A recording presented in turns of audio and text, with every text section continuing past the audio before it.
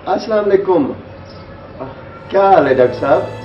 Doctor साहब अशरफ जवेद मलिक गाल करना पिया। मैं सही और सुस्ती आले घारी चू गाल करना पिया।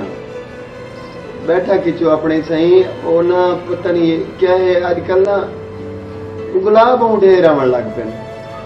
समझ नहीं आती पता क्या है। मैं बैठा बैठा साम पोना सुते सुते उठी खड़दा गिला बहु वजन। ठीक है मेहरबानी दसो कोई ना कोई इलाज कोई मसला कि मैं हाल करूँ ये मेहरबानी हो सी जी। मैं तारा मसला समझ गया जिमें अजकल दे दिन ते बंदे को फुर्सत है बहुत ज्यादा फरागत है तो मैं समझदा कि झीलां खावन तो बेहतर पिया काम कोई की नहीं सकता। ते आम दी है तो बंदा जिहड़ा है ना सी रूटीन के मुताबिक निंद कर गिंदा है रात को सम गिंदा है ख्वाब देख गिंदा है। हुण ये कि थोड़ी जी नींद वगैरह भी बंदे की डिस्टर्ब है ते लिहाजा रात को अख खोल वेंदी है और नी कोई बंदा इवें झीलां खांदा रह वेंदे।